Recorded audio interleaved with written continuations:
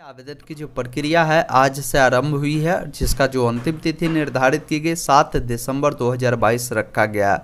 Payment करने का भी डेट सेम ही है। ये पूरी जानकारी आप समझ सकते हैं और सारी जानकारी अगर हिंदी में समझना चाहते हैं तो आपको आना होगा ऑनलाइन अपडेट stm.in के वेबसाइट पे और लेटेस्ट जॉब में देखेंगे DRDO कैप्टन 10 रिक्रूटमेंट 2022। ये बहाली जो है, अगर आपकी न्यूनतम योग्यता केवल 10वीं पास भी है तो इस फॉर्म को आप अप्लाई कर पाएंगे।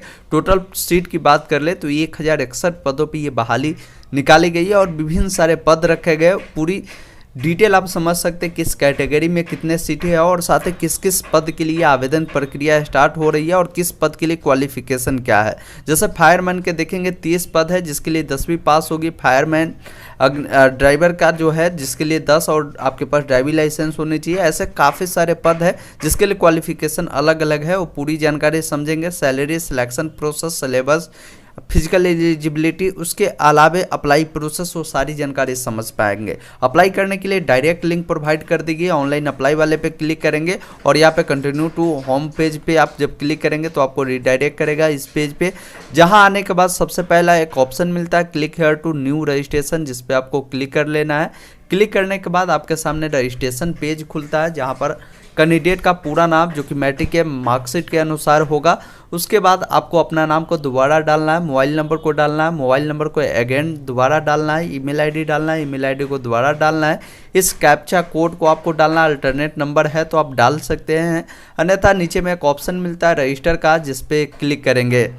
उसके बाद आप अपना मेल को चेक करेंगे। मेल में आप देखेंगे एक स्पैम फोल्डर होगा जहाँ पर आपको एक मैसेज आया होगा रजिस्ट्रेशन फॉर कैप्टन 10 का। आप इस पर क्लिक करेंगे तो यहाँ पे आपकी सारी जानकारी होती है और आप देखेंगे आपका रजिस्ट्रेशन सक्सेसफुल हो चुका है। आपका आईडी जो ईमेल आईडी है, यूजर आईडी और पासवर्ड, आपको ये नया पासवर्ड आपको मिला है। सिंपली जो अभी आपको ईमेल आईडी आपने दिया है और जो अभी पासवर्ड मिला है उसको डालेंगे। इस कैप्चा कोड को डालेंगे। एक ऑप्शन मिलता है सबमिट का, जिस पे क्लिक करेंगे। उसके बाद पहला स्टेप आपको करना होगा, जो अभी आपको करेंट पासवर्ड मिला है, पासवर्ड अपडेट करने के लिए नया पासवर्ड बनाना होगा। जो पुराना पासवर्ड अभी मेल पे मिला है वो पासवर्ड डालेंगे। नया पासवर्ड जो भी बनाना चाहते हैं वो डालेंगे और उस पासवर्ड को कंफर्म करेंगे। इस कैप्चा कोड को डालेंगे। एक ऑप्शन मिलता है अपडेट का, जिस पे क्लिक करेंगे। पासवर्ड कैसे बनाना है वो समझिए। एक अक्षर आप बड़ा दे सकते हैं, उसके बाद एक छोटा दे सकते हैं, उसके बाद एक सिंबल जैसे स्टार, आप उसके बाद हच हो गया, कोई अंक आप यहाँ पे इस प्रकार इंटर कर सकते हैं। तो ये पासवर्ड आप जब डालेंगे तो ये पासवर्ड एक्सेप्टेबल होता है। फिर अपडेट करेंगे। अगर आप पासवर्ड चेंज नहीं करना चाहते तो डायरेक्ट स्किप कर सकते हैं। उसके बाद आपके सामने नया पेज आएगा जहां पर आपकी सारी जानकारी बताएगी कि आवेदन करने से पूर्व ये जो भी दस्तावेज है स्कैन करके आपको अपलोड करने पड़ेंगे। जैसे आपका फोटोग्राफ हो गया, सिग्नेचर हो गया, 10th का मार्कशीट हो गया, शैक्षणिक योग्यता आप जो भी लगाएंगे उसको भी डालना जरूरी है। और एक ऑप्शन कंटिन्यू का मिलता है, सिंपली इस पर क्लिक करेंगे। अब यहाँ पे ऊपर में एक ऑप्शन मिलता है न्यू एप्लीकेशन का, जिस पे क्लिक करना है। क्लिक करने के बाद आपके सामने इस प्रकार का डैशबोर्ड आएगा जहाँ पर आपका फॉर्म फिलअप की प्रोसेस यहाँ से स्टार्ट होता है। सबसे पहले आपको पोस्ट कोड आपको डालना होगा। तो यहाँ पे पोस्ट कोड कैसे आप डालेंगे समझ लीजिए। यहाँ पे भी आपको बताएगी कि किस पोस्ट के लिए पोस्ट कोड क्या है और आपको समझना है कि किस पोस्ट के लिए क्या क्वालिफिकेशन है। तो आप सिंपली इसी वेबसाइट पे आ जाएंगे और यहाँ पे आप देख पाएंगे हर पोस्ट के लिए हमने कोड आपके लिए प्रोवाइड कर दिया है और इसके लिए क्वालिफिकेशन बता दिया है। जैसे 111 जो कोड है ये फायरमैन के लिए, इसके लिए 10th पास एलिजिबिलिटी है। इस प्रकार अपना एलिजिबिलिटी देख लीजिए। जिस प्रकार के पोस्ट के लिए अगर आप एलिजिबल है तो वो पोस्ट के लिए आप यहाँ से सिंपली क्लिक करके उस पोस्ट को अप्लाई कर पाएंगे। जैसे हम 10th पास अगर आप सिंपली है तो फायरमैन के लिए अप्लाई कर सकते हैं, तो हम फायरमैन को सिलेक्ट करते हैं। उसके बाद आगे देखेंगे उसके लिए जो एलिजिबिलिटी है जिसको आप पूरा करते हैं मापदंड को, तो यहाँ पे आपको एस करना है। उसके बाद आपका जो भी कैटेगरी होगा यहाँ से अपना कैटेगरी चुनेंगे। जैसे अपना कैटेगरी देखेंगे ओबीसी में क्रीमी लेयर एक नॉन क्रीमी लेयर है, तो आप जिसके तहत आते हैं उसको इस प्रकार आपको चयन करना है। क्रीमी लेयर से आते होंगे तो क्रीमी लेयर सर्टिफिकेट जो भी होगा आपको यहाँ पे बतानी पड़ेगी और साथ ही वो सर्टिफिकेट कब इशू हुआ है उसकी भी जो भी डेट होगा, जो मंथ होगा और जो ईयर होगा वो आपको यहाँ पे बताना जरूरी है। अगर आप इससे नहीं आते तो ये डिटेल आपसे नहीं मांगा जाएगा। उसके बाद आपका सब कास्ट कौन सा है, आपका कास्ट का जो भी नाम होगा आप यहाँ पे मेंशन करेंगे, आपका जो भी स्टेट होगा उसको यहाँ से डालेंगे। अगर आप दिव्यांग है तो आप यहाँ पे यस करेंगे, अगर दिव्यांग नहीं है तो उस केस में सिंपली यहाँ पे नो वाले पे क्लिक करना है।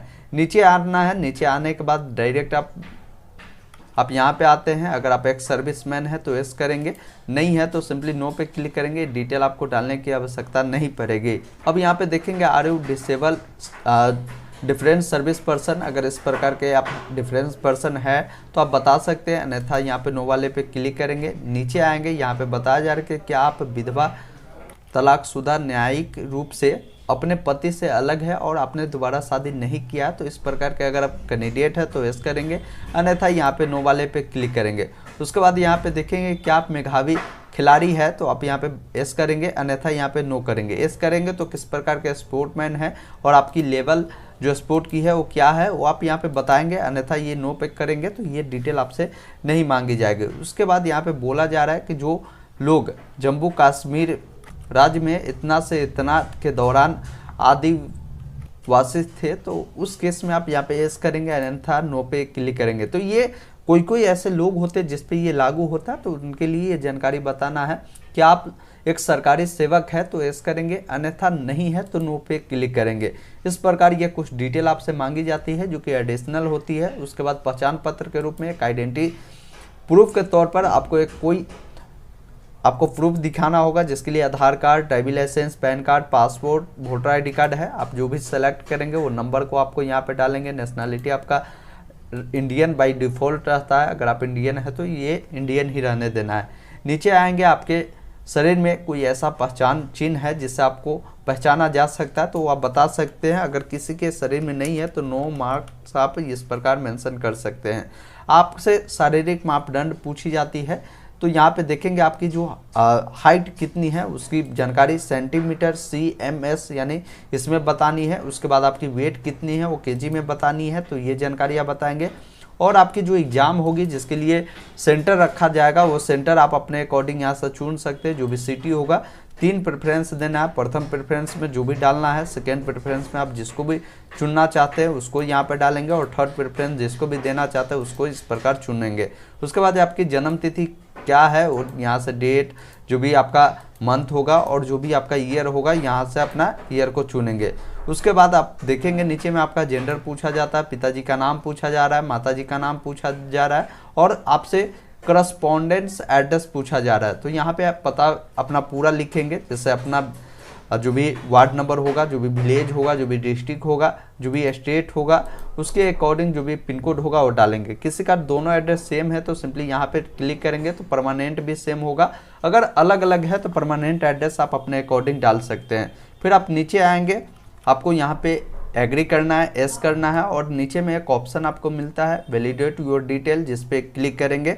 इस प्रकार आपका जो वैलिडेशन है वो सक्सेसफुल होता है। ओके वाले पे क्लिक करेंगे और एक ऑप्शन मिलता है सेव एंड नेक्स्ट का, जिस पे क्लिक करना है।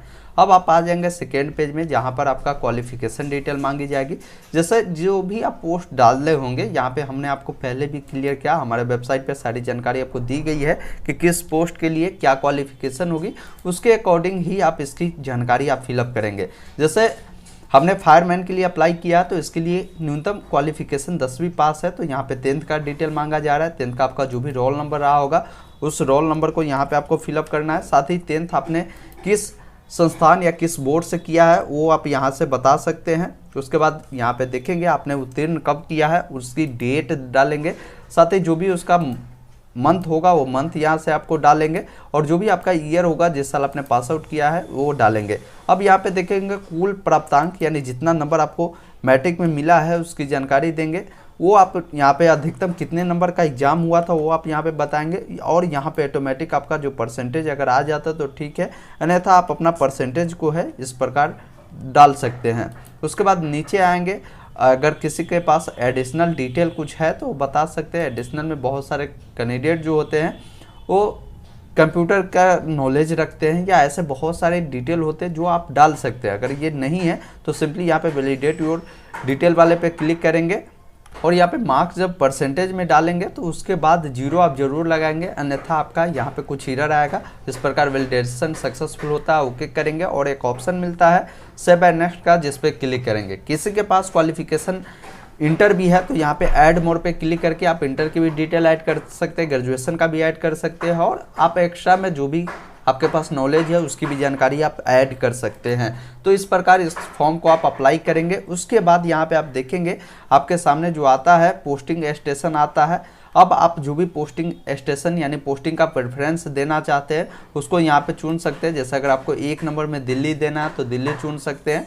उसके अलावा देखेंगे जितने भी पोस्टिंग सेंटर होंगे वो आपके सामने खुलकर आता है, जो आप देना चाहते हैं उसको इस प्रकार चुनेंगे और एक ऑप्शन मिलता है वैलिडेशन करने का, इस पर क्लिक करेंगे और यहाँ पे देखेंगे बोला जा रहा है कि ये जो आपको प्रेफरेंस दिए गए हैं ये ऑल यानी पूरा को आपको चुनना जरूरी है। ये नहीं कि आप चाहेंगे 2, 4, 5 सेलेक्ट करके छोड़ दे तो आगे की प्रोसेस फॉर्म की नहीं होगी। तो इस प्रकार सबको डालें और यहाँ पे वैलिडेशन आपका कंप्लीट होता है। 7 नेक्स्ट वाले पे जब क्लिक करेंगे तो अब अगला डिटेल आपका फ़ोटो और सिग्नेचर जो अपलोड करना है और जो आपकी प्रमाण पत्र है उसको अपलोड करना होगा। जैसे फ़ोटो अपलोड करने के लिए साइज आपकी जो होगी 15 से 40 के बीच होगी, जिसके लिए यहाँ पे चूज वाले पे क्लिक करेंगे और जहाँ भी आपने फ़ोटो रखा है उस लोकेशन को आप अपने लैपटॉप या आप मोबाइल से कर रहे हैं तो उस वहाँ पे आप ले जाएंगे और उस फोटोग्राफ को इस प्रकार आपको डालना है। लेकिन ध्यान रखें बताया जा रहा है कि नेम में जो है आपका कोई स्पेस अलाउ नहीं है,